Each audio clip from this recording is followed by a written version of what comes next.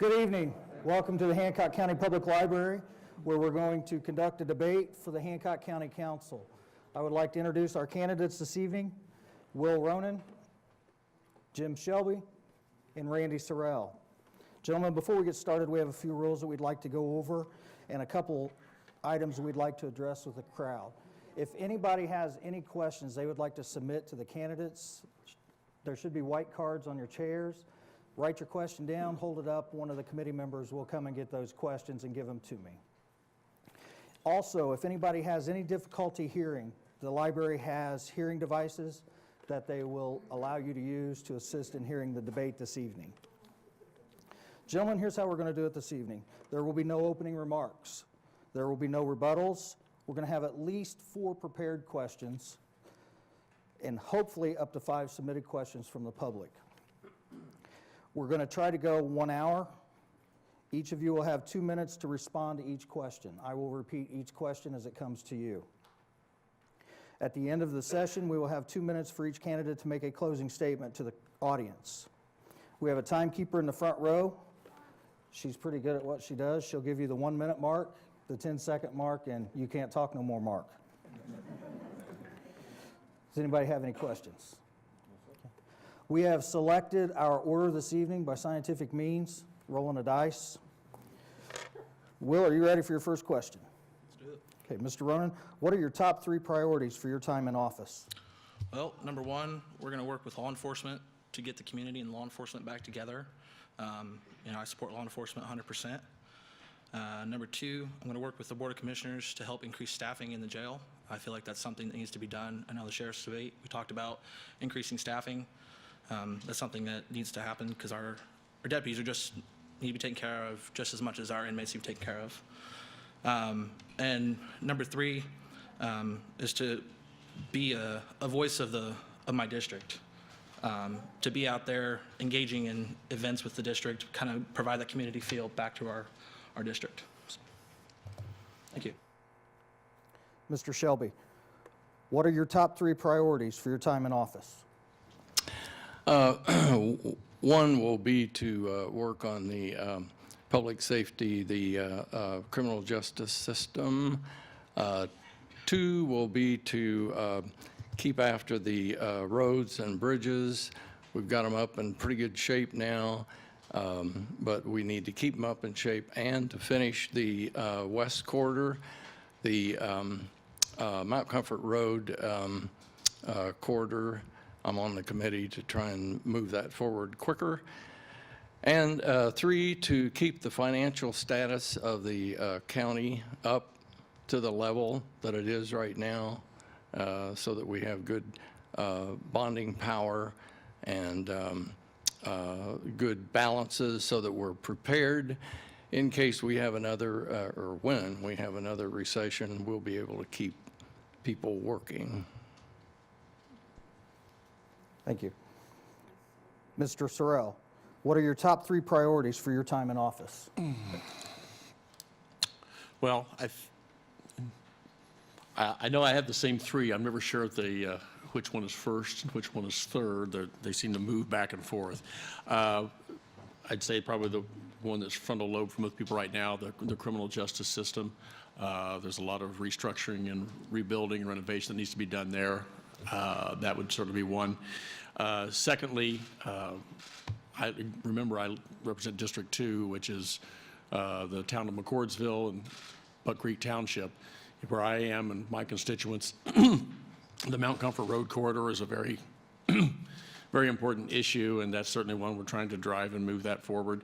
And then thirdly, to deal with 1 and 2 in a tax-friendly and financially prudent manner. It's one thing to say, well, we're going to do this and we're going to do that, but everything we do takes money, and all the money that we have comes from the citizens of this county, and we want to be mindful of that. So to be as judicious and prudent financially as we can. Thank you. Mr. Shelby, the second question goes to you first. If the planned ballot initiatives for the for the Criminal Justice Center fail, what is your plan B? Well, the council has a resolution that says that If we decide to do something in the criminal justice system, we will finance that with both property taxes and income taxes and keep it as balanced equally between those two as we can. If the referendum fails, my understanding is that the property tax end of things would not be able to, we wouldn't be able to use property taxes for a year. So I guess that would give us some time to redo the project and look at it again. I think the project itself should have a very high priority to recovery. The first plan that we got, and the only one that I think is on the table right now still, doesn't have a very robust recovery plan in it. And so I think any plan that I would support would have to have a very robust recovery plan as part of it. We've got jail, we've got community corrections now, and we don't have anything in between. Community corrections, you have to be able to hold a job to be in community corrections. So we now have a lot of people, 60 to 70% of the jail population perhaps, that are there with low-level crimes that the root cause is probably addiction, and but they are not able to hold a job. So we need a program that will allow us to get those people from where they are to a position where they can hold a job and go to community corrections. Thank you. Mr. Sorrell, if the planned ballot initiatives for the Criminal Justice Center fail, what is your plan B? Well, part of the Plan B isn't necessarily mine, it's just thrust upon us. As Mr. Shelby said, we have passed a resolution, at least the intention is, the stated intention is to fund this 50-50, half with property tax and half with income tax. If the property tax initiative fails, then that component stays out there for 12 months, which leaves us with dealing with income tax. It's going to be, rather than 50-50, if we're looking at 100-0, that's a different, entirely different calculus. And at that point, I think you've got to start saying if we've lost 50% of our funding mechanism, how much do we want to put on income tax, and do we need to maybe revisit, sharpen our pencils a bit as to the plan itself? So I think that we will have to see May 9th if Plan B becomes the eventuality and the inevitability. Thank you. Mr. Ronan, if the planned ballot initiatives for the Criminal Justice Center fail, what is your plan B? Well, I think my plan's just like my two counterparts up here. You know, like the council and the commissioners already come up with the 50-50 plan. If we're not able to pass the referendum come May 8th, that's something I want to make sure that gets done, either 50-50 or another completely different way. I'm sure there's another way we can do it, but we got to get it done. We got to work with what we have. You know, we're probably 4 or 5 years from an actual complete facility. So we got to work with what we have and what we've been dealt, so that when we get to where we are with the new facility, we can still implement those programs going forward, whatever they may be. So, yeah. Mr. Sorrell, this question comes to you first. With limited tax dollars, how would you prioritize the county's needs?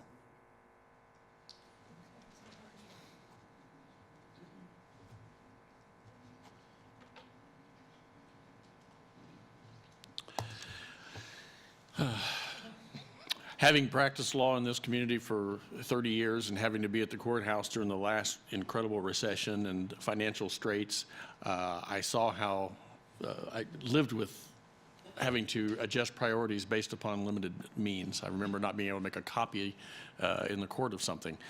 I think that was self-imposed by the judges to so we didn't have to waste paper. I understand belt tightening, and I think that list of 3 things I told you, number 3 when I mentioned was to be everything in a physically prudent manner. I really want to see the Mount Comfort Road done, but if we hit tight straits, the public safety issue comes first. I do think that we have an ongoing commitment to road funding for local roads, and I think that we've had a long-standing plan to improve the roads. I think that's working well. I would hope that that was not something that would fall by the wayside, because that's why we've had a long-term plan. It's because the last time it did, and we've spent years building those back up. We don't want to lose that progress that's been made there. Limited resources shrink your priority list, and if you had 3 priorities, now you have 2. And so, but the public safety program that we are wrestling with has to be seen through. This is not something that you put on the back burner and wait till green grass and high tides in the future. This is something we need to deal with now. If it needs tweaking, we tweak it, but that still has to be a centralized focus that we're going forward. Thank you. Mr. Ronan, with limited tax dollars, how would you prioritize the county's needs? Well, I think no one's going to be a shock to this one, but public safety is number 1. We've kicked the can too far, and I think we've got to do something now. So that's got to be number 1. Number 2 is going to be roads. Our roads have been, I've lived out here for 6+ years. Our roads have increased immensely. I'd like to see something increase the way it has been.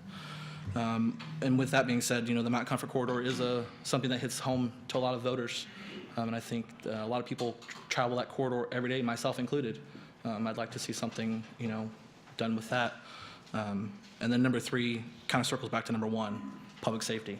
We need criminal justice facility. We need more officers in the jail.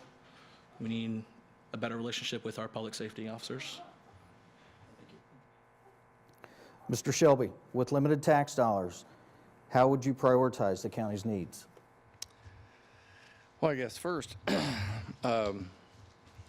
we did run into it when I came in 2001. We had a recession almost immediately. And our priority then was to keep people working in the essential functions of county government, which are, as they've said,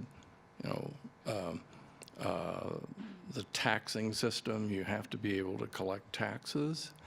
You have to be able to, and that takes the assessor, the auditor, the treasurer, that whole system. And you need public safety, so you need to keep people working in public safety, from the judges to probation to prosecutor's office, community corrections, the whole kit and caboodle. Then you do have the roads and bridges. We chose at that time, we had to choose between laying people off or stopping something that we were doing. And we stopped all work on bridges in the county for 2 years until the recession ended and we were able to catch up. So you look at some of the capital, probably, items like bridges to keep the rest of the essential operations going. Thank you. Mr. Ronan, we're going to stay on the money theme. What can you as a county council member do to assist law enforcement with the ever-growing opioid epidemic? Wow, tough question. But I feel like with my background in accounting and finance, my MBA in finance and accounting, I feel like I can come alongside the council and the sheriff and the judges and prosecutors and come alongside and help them advise a plan to see where we can go and what we can do with the resource that we have, not increasing anything. I feel like there are ways to appropriate funds in a correct manner, and lost my train of thought, sorry. But yeah, I feel like my budgeting and my forecasting skills would allow me to step right in at a current level without very much learning to do. I know that government accounting is a lot different than financial accounting. And so with that being said, like, you know, I can come alongside our next sheriff and work with him to devise a plan to tackle this opioid addiction. Because like Senator Kreider said, we are losing a generation of people due to this crisis, and we have to do something to finish it. Thank you. Thank you. Mr. Shelby, as a county council member, what can you do to assist law enforcement with the ever-growing opioid epidemic? Well, we were asked by the sheriff 3 years ago in a crisis mode for 2 new deputies to dedicate to the opioid crisis. And we did that by using rainy day funds, which you only use in a crisis. A year after that, we let the sheriff's department hire a 3rd person in the city of Greenfield. I think hired 1 or 2 people, and a drug enforcement group was put together to get the people off the street. Unfortunately, business was really good, and so we got them off the street and we got them in the jail now. So the sheriff is responsible for the jail as well as policing. And so I think we could help the jail if we look at some new programs to alleviate the pressure on the jail, to get some of those people who are infected with the opioid crisis. They're generally, or a lot of them, are low-level criminals whose core problem is addiction. And if we can start a good recovery program to move them out of the jail and toward community corrections, I think will help the law enforcement end of things in doing that. Thank you. Mr. Sorrell, as a county council member, what can you do to assist law enforcement with the ever-growing opioid epidemic? Well, I wrote down supply and demand when you wrote that, posed the question, because anything that's out in the stream of commerce, supply and demand are going to intersect at some point. And if it's a bad thing, do you fight the supply or do you fight the demand? And we have been attempting to arrest both. Jim just indicated the fact that we authorized the Sheriff's Department to hire more drug interdiction people, trying to cut out the supply side. And when the supply gets cut off, those that are addicted resort to, really bad behaviors. And so getting those folks arrested, getting them detoxed, and then moving them to some sort of rehabilitation is to work on the demand side. So we're trying to do both. And I can't say that I would prioritize one over the other. I don't think you cut back on the fighting the supply. I do think that you get more bang for your buck if you're able to keep people or get them out of jail as quickly as possible under some sort of a plan where they don't come back. That's something else too. You got to remember that about the Department of Corrections, the recidivism rate and return rate is about 85%. In the local jails, it's between 60 and 70%. Getting people out of jail is one thing, keeping them out something different, that's probably the best thing we could do to help law enforcement is they deal with somebody one time and be done with them, as opposed to them this revolving door, which is every time someone comes back in, it's a whole new financial burden on everybody. So those are my thoughts. Thank you. Mr. Shelby, what's your stance on tax abatements and whether or not they should be used or not? You want to repeat that? What's your stance on tax abatements and whether or not they should be used? Yeah, we work with tax abatements as a way to try and get companies to locate here who will bring jobs. We look at the number of jobs that a company says they will bring, and we look at the level of pay. We kind of have some goals in mind as far as pay goes, because we don't want to become a just a big box kind of county like Hendricks County. We would like to have manufacturing jobs, the higher paying jobs. So I think it's proper to use tax abatements when you've got a company that is willing to come and bring enough jobs that it seems to be worthwhile, and that they pay enough so that it's worthwhile. Thank you. Mr. Sorrell, what's your stance on tax abatements, whether to use them or not? Well, the short answer is I have been an advocate for tax abatement for a long time. The longer answer is, prior to going on the council, I have been on the Economic Development Council since 1999, which is the organization that the county has that attempts to draw and retain businesses to the community. I have been involved in many projects. I've had this question about tax abatement a week or so ago, and one of the things I wanted to say was, it seems like the council approves a lot of tax abatements. What the public doesn't see is all the requests that get squashed before they ever get before the council. People will come with projects and go, no, we're not going to abate that. And I do think one of the things that the executive committee has been working on at CED is fine-tuning the scoring system, because it used to be if you had brought so many jobs, well, now we realized that we can be a little pickier, because a lot of, you build a 1 million square foot warehouse and you hire 15 people at $15 an hour, the community derives nothing good from that.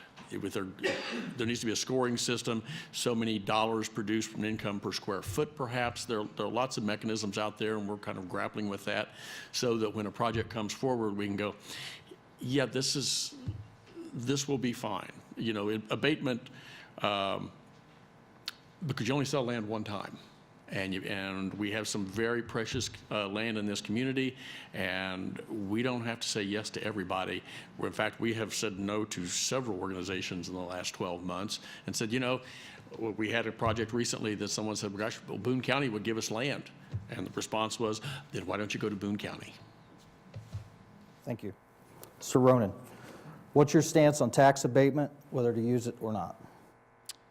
I think my stance is kind of like my counterparts up here, but ultimately I'm against abatements because I feel like it doesn't allow the tax base of the county to widen, unless they're bringing in hundreds of jobs. I mean, if Amazon wants to come here and plop, 4,500 jobs, yeah, I'll give an abatement. But like Randy said, if you bring somebody with a 1,000 square foot warehouse and bring 15 jobs at $15 an hour, I don't see the point of it. But I think abatements are a way around of widening our tax base, and I feel like we need to increase our tax base so that way us as a taxpayer, we don't feel such a burden when it comes to building things like a criminal justice facility or a new fairgrounds or whatever else capital project we want to create. If we widen our tax base, we'll be able to do those things without dipping into our own pockets. Thank you. Mr. Sorrell, this question comes to you first, and it's our first one from the audience. How are LOIT funds distributed? Oh, boy. Did you say LOIT? LOIT. LOIT. Sorry, I read it too fast. Well, I've been on the council 4 years, and I'm still trying to figure that one out myself. John, was that your question?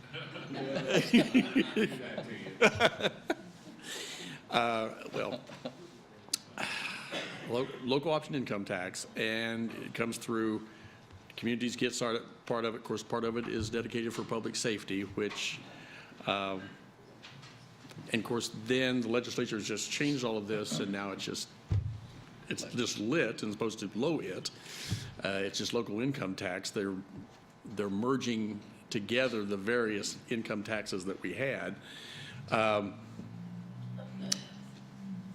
And I'm not kidding. It is a complicated process, and I have to ask, now, where are we supposed to put that again?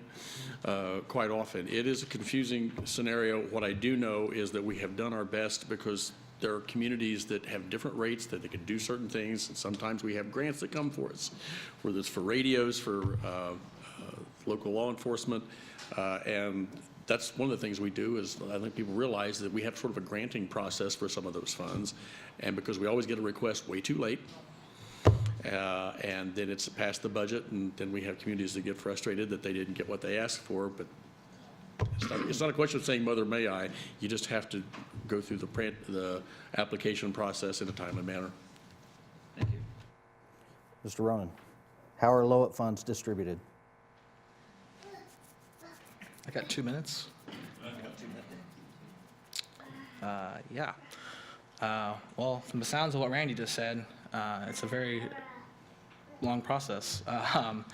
But yeah, I honestly do not know what those are. I'm sorry. That's being honest.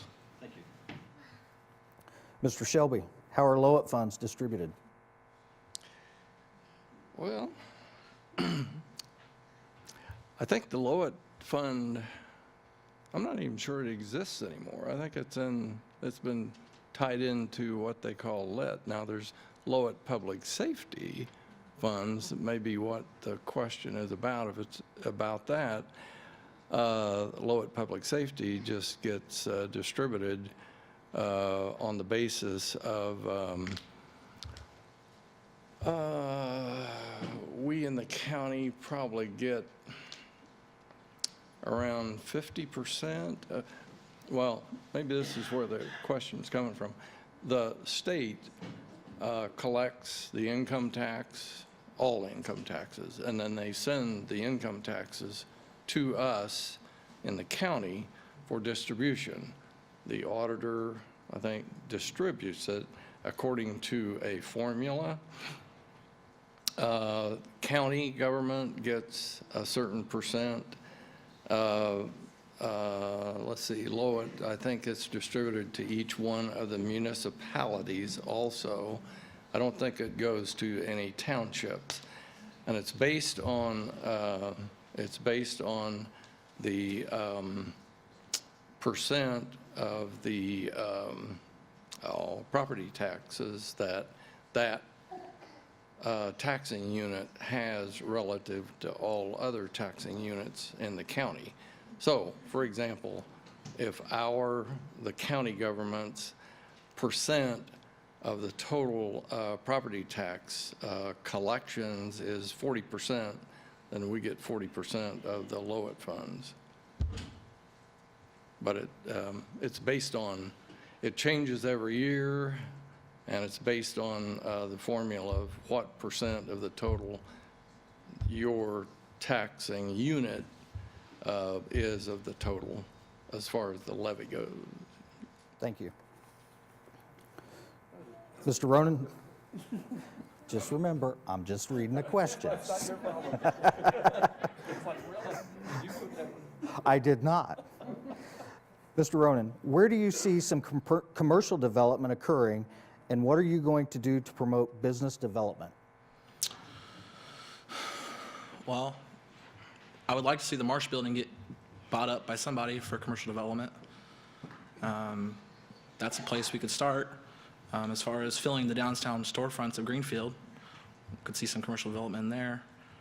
And always, up in the Mount Comfort corridor of those warehouses and stuff. And what was the second part of that question? And what are you going to do to promote business development? Well, I, as myself, as an entrepreneur and, someone who encourages entrepreneurial, I like to reach out to small business owners in the area and just see what their needs are, to maybe see if we can put them into a storefront or put them into an office building that we may have vacancies in. I'm always talking to local officials, local business owners, also other companies that may have a desire to come to Greenfield. So, always looking. Thank you. Mr. Shelby, Where do you see more commercial development occurring, and what are you going to do to promote business developments? Well, as far as the county goes, which is I think what we're talking about, it would we have a lot of activity out on the west quarter, which is the Mount Comfort Road or Oleo Road, whatever you want to call it, quarter. I would like to see new development occur after we get the west quarter completed road-wise. I'd like to see us go to the east side and develop the 600 East quarter road as a road, as a quarter, and try and build up some agriculturally based enterprises on the east side, maybe surrounding the county farm if we can get some things going there. As far as atmosphere for business, we need to keep our taxes low, both property taxes and income taxes. As a matter of fact, we got to be real careful about income taxes, I think, because we're 1.7% on our total income taxes, and we are the highest county that touches us, other than Marion County, which is about 1.75, and Madison County, which is about 1.75. So we kind of have high income taxes.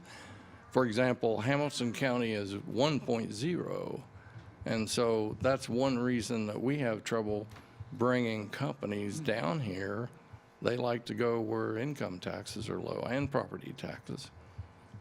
And I'd also like to see us work on less restrictions on, from our planning group. Thank you.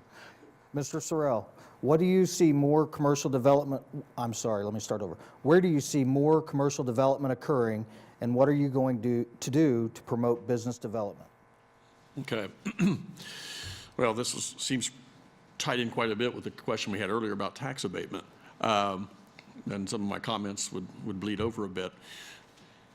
As site selectors come and look at Hancock County, they consistently are looking at the Mount Comfort area and the north side of Greenfield. And a lot of times there are projects that look at sites both places. Sometimes they pick one over the other. Sometimes they go to yet another spot. But those two areas are really hot with companies looking to either expand or relocate.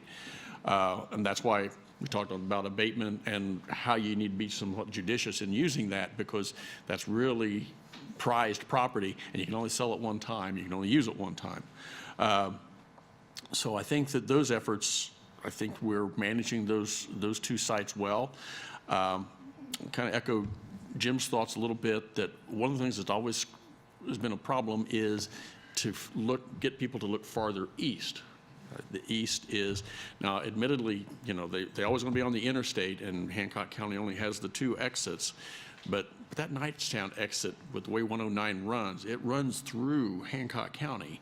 And if there were some organizations that wanted to put together some and try to put some projects out on that east side, that would certainly be beneficial to maybe Henry County would, you know, benefit as well too. But I would like to see, because there's some wide open spaces and land that would be available. Of course, one thing that we never mentioned, any of the three of us, was the fact that development is tied to infrastructure. And if there's not water and sewer and drainage, it doesn't matter how much land you have or the price of it if you can't develop it. So that's something else too. I know that, you know, I'm not sure what other, I know like Nine Star's doing some things infrastructure-wise. I don't know what their plans are, where they're running lines, but anything we do is going to be tied together with those efforts. Thank you. Mr. Shelby, this is another question from the audience. With the new soil tests ruling out the site plan for the jail, what are your thoughts on next steps? Well, I guess my thought is that we need to concentrate on getting, as I said before, a good recovery, a robust recovery program going. And as a matter of fact, with the help of the current sheriff and the probation department, we have located within the current jail an area where we will start a first pod of recovery, hopefully in the next few months. I have a lot of work to do on it and hiring some people. Also, I understand that we may be able to convert one of the current jail areas into a pod so that we can have one pod of about 15 or 16 males and one of females within the jail. And I'd like to see us get that going and kind of use that as a way to determine how that kind of a program can affect the jail population and how it would affect community corrections. Use that as like an experiment, and then project that out and see if it makes sense to maybe change some of the directions that we're going in. As far as building something, if we build what we have been projecting to build, I would say we probably ought to look at the county farm as a possibility. Thank you. Mr. Sorrell, with the new soil tests ruling out the site plan for the jail, what are your thoughts on next steps? That's what I thought the question was. Well, it's a great question. I'm just not necessarily sure that we are qualified to answer that one. I mean, do I have opinions and feelings about it? Sure. But bottom line, you know, the county council, and that's who we're talking about being here, you know, we fund things, but as far as driving the policy, that's, you know, that's the legislative and the executive branch, and we've got commissioners here, and they're setting that policy.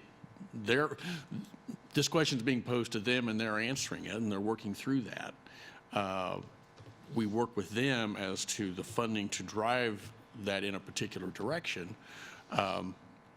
So the fact that these soil borings have come out in a negative, okay, that makes us stop for a minute and go, okay, well, now what do we do? But they're going to chart that course, and we're going to work with them in that regard. So, like I said, I've got my own thoughts and feelings about it, but I don't sit in a chair where my thoughts and feelings matter that much. The separation of powers means something. Thank you. Mr. Ronan, with the new soil tests ruling out the site plan for the jail, what are your thoughts on next steps? As far as next steps go, we continue to work with Sheriff's Department, probation, community corrections, all of that, and work with what we have going forward. But, since it's been ruled out, we could possibly, like Jim said, we can move it out to the county. And if we do that, we can, build as we want. But like it's been said before, if we don't build fast enough, we will be federally sued. And under that lawsuit, we will be told how to build it, when to build it, and how much to pay for it.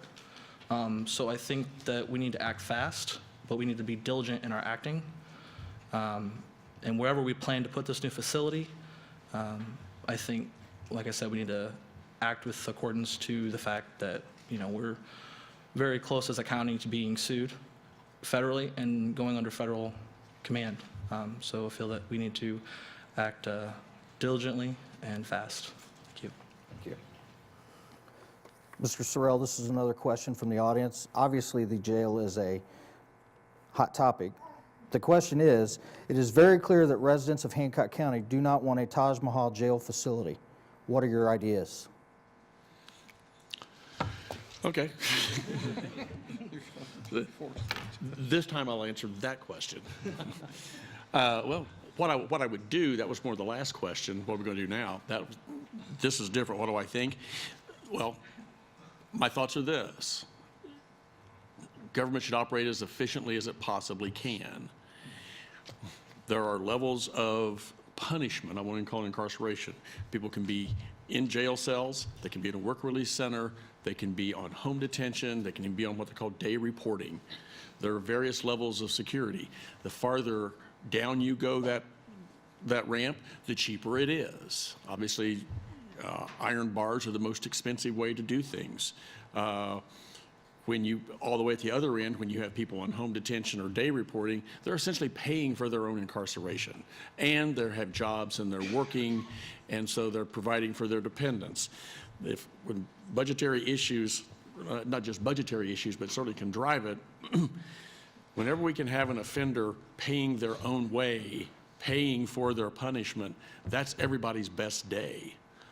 Because there are peripheral costs here. I've done this for a long time. You put somebody in jail, if you put a guy in jail that's got a wife and children, then you've automatically put the dependence on public assistance, and it's the gift that just keeps on taking. And the more that we can get people employable, Hancock County has a hot economy right now. We don't have an employment problem. We have an employability problem because people can't pass urine screens. We need to work on those kinds of components. That is that ounce of prevention that is far more effective than that pound of cure, which is the iron bars. Move people through and into that process as quickly as we can. Thank you. Mr. Ronan, it is very clear that the residents of Hancock County do not want a Taj Mahal jail facility. So what are your ideas? Well, I understand that, myself included, we don't want a Taj Mahal, but I feel like we need to be efficient with our money and fiscal, but at the same time, the safety of our officers and inmates are also the same, they need to be looked at the same manner. Right now we've got, I think I've done the math right, it's about a 40-to-1, 50-to-1 ratio on a night shift. Someone calls in sick, that goes down to 2, 3 real quick. There's a fight in a block. How many officers can really respond to that? So I really feel like we need to, when we do build this facility, because it's not an if, it's a when, when we do build this facility, we need to be diligent and efficient with our money, but at the same time look at the safety of everyone involved in the project. Yes, I understand inmates are inmates, but they also have rights, and their safety is just as important as our officers, with our officers being more important, of course. But I feel like I said, we need to be efficient but safe when it comes to spending our money on a new jail. Thank you. Mr. Shelby, it is very clear that the residents of Hancock County do not want a Taj Mahal jail facility. What are your thoughts or your ideas? Ideas or thoughts? Ideas, I'm sorry. Idea. Well, I think I kind of go along with Randy's thoughts there in general, in that we've got to have a criminal justice system that can take people that need to be off the streets and get them into a position where they can be back on the street. Some people don't want to be back on the street, so you got to have a jail. You've got to have good incarceration for those people. But seemed like the situation we've got now, I think it's a different paradigm than even when I first came on the council. There are people, more and more people that are suffering from addictions and mental health problems that get into our system, and if we just have a jail place for them, we'll just keep building and building jails. So I think we've got to look at, and that's the most expensive way to go.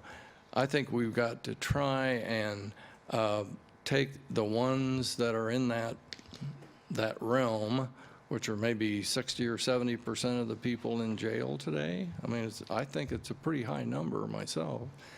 And give them, if they want to do it, give them the opportunity to learn how to live, how to work, how to get back in the workforce, because we need them.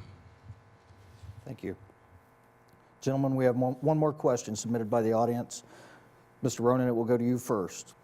Indiana code is silent on tax abatements being used on residential property. What is your stance on abatements being given to residential projects? To residential, like building a new housing complex? Okay. No, I'm thinking my thoughts, sorry. So you're asking to give tax abatements to new residential facilities? Is that what you're saying? Repeat the question. Yes, please do, sorry. Indiana code is silent on tax abatements being used on residential property. What is your stance on abatements being given to residential projects? Well, I think that goes back to the same, my thoughts are the same as far as when it comes to commercial. It's not something that you want to, put all your eggs into. But at the same time, it could be beneficial, especially when you're bringing, our new facility, BWI, if there were a new residential facility go up around there, I could see an abatement go with that due to wanting to bring some of the higher paying people here to Hancock County to work in that facility. So yeah, I think there are times when it's beneficial, but I don't think it's a crutch we need to stand on. Mr. Shelby. I don't need those anyhow, I can see. Indiana code is silent on tax abatements being used on residential property. What is your stance on abatements being given to residential projects? Well, as long as I've been on the council, I don't think we've ever even been approached by one. And I think for good reason, because I think we'd turn it down. I can't think of if it's a residential project like a nursing home or something. Maybe, I know New Pal has done that. I don't think I would have done it. But if you're talking about actual residential property, I can't think of a reason that we would use a tax abatement for that. Thank you. Mr. Sorrell. Indiana code is silent on tax abatements being used on residential property. What is your stance on abatements being given to residential projects? Well, I think the answer is in the question. I think there's a reason that's not addressed in the Indiana code because they don't envision you would want to do that. I can't envision ever abating residential property. The difference between residential and commercial, if you do an abatement, the idea is that you're drawing an industry or an employment center that will generate revenues for the community. Even with the abatement, over the course of a 10-year abatement, they still average paying more than 50% of the taxes, plus you get income tax from those workers who spin out from that business. Residential properties, when you look at the schools and the traffic, the roads, they don't pay for themselves as it is. You cannot afford to abate those kinds of properties because those homes have families. Those families have children. Those children go to schools that the taxpayers are paying for. I put no, never. And that's what my notes say. I can't, I will soften a little bit and say I can't imagine a scenario where I would ever think that abatement on a residential property project would be okay. But I won't foreclose it completely. But I have, in 20 years, I've not seen one yet I would have abated. Thank you.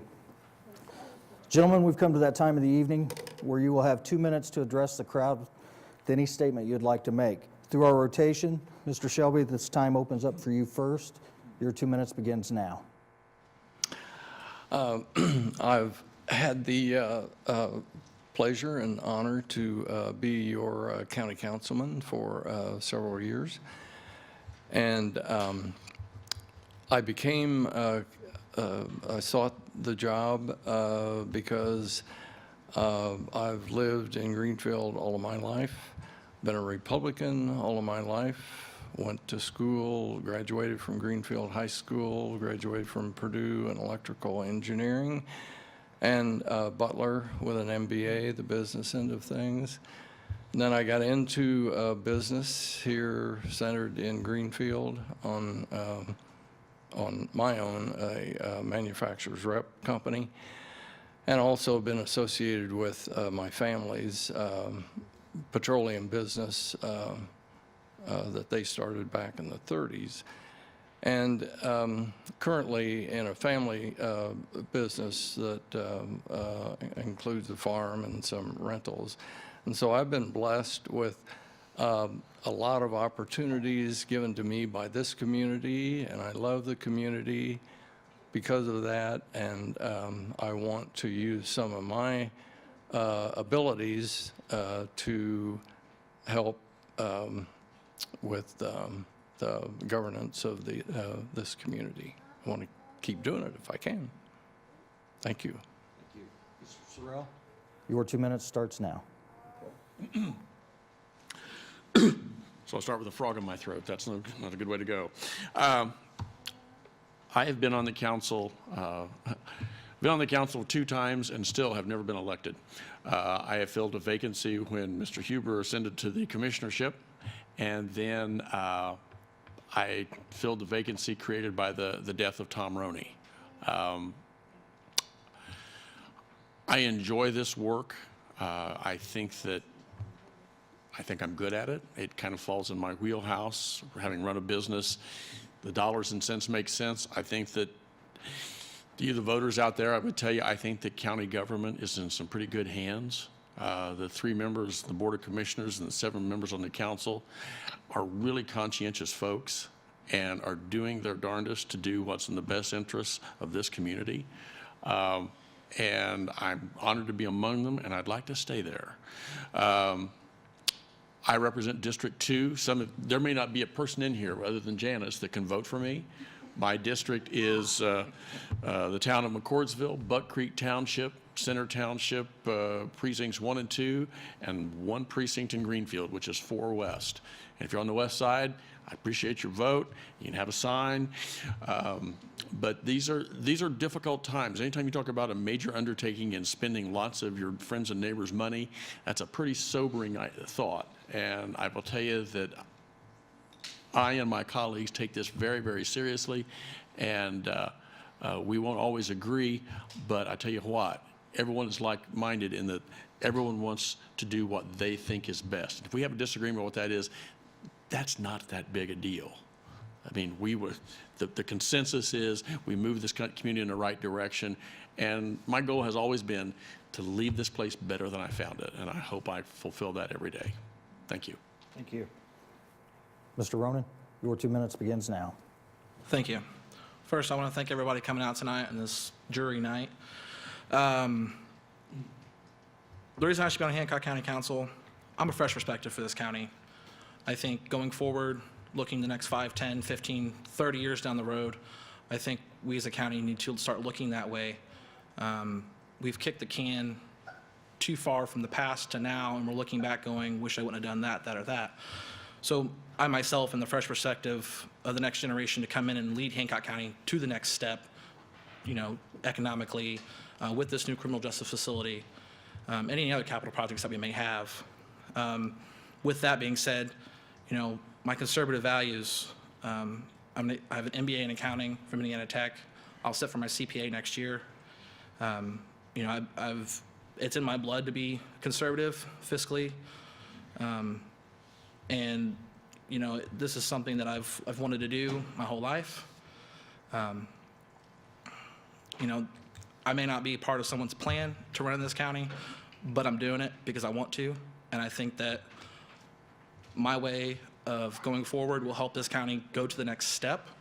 I've got my wife and children over here. We're here, our roots are planted deep here in Hancock County. We want to grow this county. I want to leave this county in a better place for my kids to grow up and go to school here in this county. And with that being said, I think that public safety is a huge issue that needs to be addressed accordingly. And vote for Will Ronan on May 8th. Thank you. Thank you. Gentlemen, I'd like to thank each of you for coming out this evening, being open, honest, giving our voters a choice and some information. I would like to thank our audience for coming out, trying to become more informed in the voting process and the people you're going to vote for. Gentlemen, thank you.